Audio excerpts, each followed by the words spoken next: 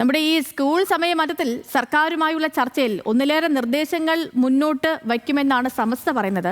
നിർദ്ദേശങ്ങൾക്ക് അന്തിമ രൂപം നൽകാൻ നേതാക്കളുമായി ഇന്നിപ്പോൾ കൂടിയാലോചന നടത്തുമെന്നും സമസ്ത നേതാവ് കെ മോയിൻകുട്ടി പറഞ്ഞു. പ്രധാനമായും 3 നിർദ്ദേശങ്ങളാണ് സർക്കാരിന് സമർപ്പിക്കുക എന്നും മോയിൻകുട്ടി ന്യൂസ് മലയാളത്തോട് പറഞ്ഞു. അദ്ദേഹത്തിന്റെ വാക്കുകൾ കേൾക്കാൻ മതി. നമ്മൾ വെക്കുന്ന കൃത്യമായ നിർദ്ദേശം വെക്കുന്നുണ്ട്. ഗവൺമെന്റിന്റെ നിലപാട് എന്താണ്, അതിനനുകൂലമായിട്ട് വരികയാണെങ്കിൽ അപ്പോൾ അതിനനുസരിച്ചൊക്കെ ചർച്ച ഒരു സമയത്തിലെത്തും. എന്താണ് സർക്കാരിന്റെ നിലപാടെന്ന് പറഞ്ഞാലേ അറിയാൻ പറ്റുള്ളൂ. അതിൽ പല നിർദ്ദേശമുണ്ട്. നമ്മൾ അത് ഏതാണോ ഏറ്റവും എല്ലാവർക്കും സ്വീകാര്യമാകുന്നതെങ്കിൽ അത് നമ്മളതിൽ നിർദ്ദേശങ്ങൾ പലതും സമർപ്പിക്കാനുണ്ട്. ചർച്ചയ്ക്ക് പോകുന്നതിന് മുമ്പ് കൃത്യമായി ഒരു രൂപരേഖ തയ്യാറാക്കും. നമ്മൾ യോഗത്തിൽ പല നിർദ്ദേശങ്ങൾ വന്നിട്ടുണ്ട്. മറ്റേ രാവിലത്തെ ടൈമാണ് ഈ മദ്രസ പോകുന്ന കുട്ടികളെ സംബന്ധിച്ച് ഒരു വല്ലാത്ത പ്രയാസം ഉണ്ടാക്കുന്നത്. അതിന് പരിഹാരം വൈകുന്നേരത്ത് ഒരു 1/4 മണിക്കൂർ അധികം എടുത്ത് അഡ്ജസ്റ്റ് ചെയ്യാന്നുള്ള ഒരു മാർഗ്ഗമാണ്. പ്രസാദ് ഉടുമ്പശ്ശേരിയുണ്ട് വാർത്തയുടെ വിശദാംശങ്ങളുമായി. നമുക്കിപ്പം പ്രസാദ്, ഇപ്പോൾ കഴിഞ്ഞ ദിവസമൊക്കെ വിദ്യാഭ്യാസ മന്ത്രിയൊക്കെ പറഞ്ഞ ചർച്ച വിളിച്ചിട്ടുണ്ട്, കാര്യങ്ങൾ നേതാക്കളെ കൂടുതൽ ബോധിപ്പിക്കുമെന്നുള്ളതാണ്. അപ്പോൾ ഈ സമസ്ത മുന്നോട്ട് വയ്ക്കുന്ന നീക്കങ്ങൾ, മുന്നോട്ട് വയ്ക്കുന്ന നിർദ്ദേശങ്ങൾ, അത് എങ്ങനെയൊക്കെയാണ്? സർക്കാരിൽ നിന്ന് ഒരു അനുകൂല തീരുമാനം, അതായത് സമസ്തയ്ക്ക് അനുകൂലമായ ഒരു തീരുമാനം അവർ പ്രതീക്ഷിക്കുന്നുണ്ടോ?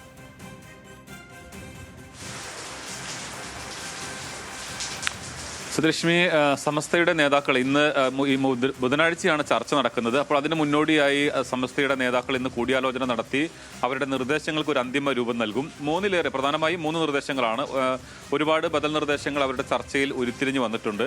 പ്രധാനമായും ഈ രാവിലത്തെ, അതായത് 10 മണിക്ക് തുടങ്ങുന്നത് 9:45 എന്നുള്ളത് രാവിലത്തെ 15 മിനിറ്റിൽ തന്നെയാണ് ഈ അഭിപ്രായ വ്യത്യാസമുള്ളത്. അപ്പോൾ അത് എങ്ങനെ ക്രമീകരിക്കാം എന്ന് സംബന്ധിച്ചുള്ള ഒരു നിർദ്ദേശങ്ങളാണ് മുന്നോട്ട് വെക്കുക. സമസ്ത നേതാക്കൾ പറയുന്നത് ഈ കോടതിയുടെ നിർദ്ദേശപ്രകാരം 220 ദിവസം പ്രവൃത്തി ദിവസം വേണം എന്നുള്ളതാണ്. 1100 മണിക്കൂർ ബോധന സമയവും വേണം എന്നുള്ളതാണ്. അപ്പോൾ അത് ക്രമീകരിക്കാൻ ഒട്ടേറെ മാർഗങ്ങളുണ്ട്. അപ്പോൾ അങ്ങനെ ആലോചിക്കണം എന്ന് തന്നെയാണ് അവർ ആവശ്യപ്പെടുന്നത്. അത് അല്ലെങ്കിൽ മദ്രസ പഠനത്തെ അതിനെ ബാധിക്കുമെന്ന് പറയുന്നു. അതിൽ പ്രധാനപ്പെട്ട 3 നിർദ്ദേശങ്ങൾ എന്ന് പറയുന്നത്, ഒന്ന്, ഈ 15 മിനിറ്റ് 9:45 എന്നുള്ളത് മാറ്റി ഒന്നെങ്കിൽ അത് ഉച്ചയ്ക്ക് ശേഷം ഒരു 15 മിനിറ്റ് കൂടി അരമണിക്കൂർ അധിക ഒരുമിച്ചാക്കുക എന്നുള്ളതാണ് അതിലെ ഒരു നിർദ്ദേശം. മറ്റൊന്ന്, വേനലവധിക്കാലം. അപ്പം മധ്യവേനലവധിക്കാലം എന്ന് പറയുന്നത് നമുക്ക് കേരളത്തിൽ 2 മാസമാണ്. അതിനകത്ത് മാറ്റം വരുത്തി ഈ സമയം കണ്ടെത്താം. കോടതി നിർദ്ദേശപ്രകാരമുള്ള പഠന സമയം കണ്ടെത്താം എന്നുള്ളത് ഒരു പ്രധാനമായും മറ്റൊരു നിർദ്ദേശമാണ്.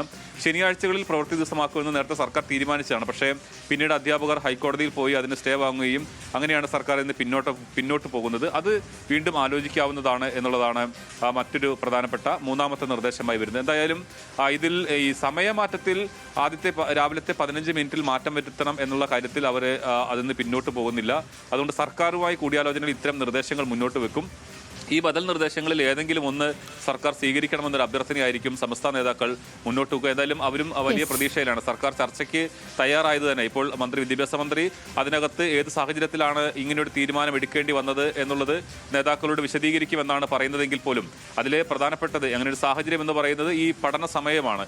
പഠന സമയവും അതോടൊപ്പം തന്നെ പ്രവൃത്തി ദിവസവുമാണ്. അപ്പോൾ അതിന് ഇങ്ങനെയൊക്കെ ക്രമീകരിക്കാം എന്നുള്ളതാണ്.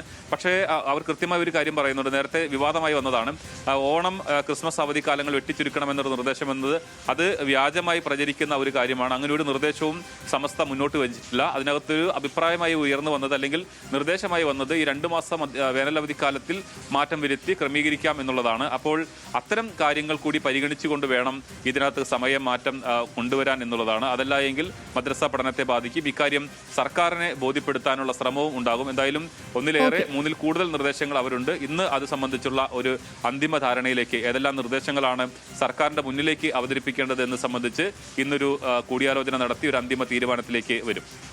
ശരി. ഓക്കെ പ്രസാദ്. അപ്പോൾ ഈ പറഞ്ഞതുപോലെ സമസ്ത പറയുന്ന കാര്യങ്ങളൊക്കെ ബോധ്യപ്പെടുമോ വിദ്യാഭ്യാസ വകുപ്പിന് എന്ന കാര്യമാണ് ഇനി കാത്തിരുന്നറിയേണ്ടത്. പ്രസാദ് ഉടുമ്പശ്ശേരിയാണ് വിവരങ്ങൾ നൽകിയത്.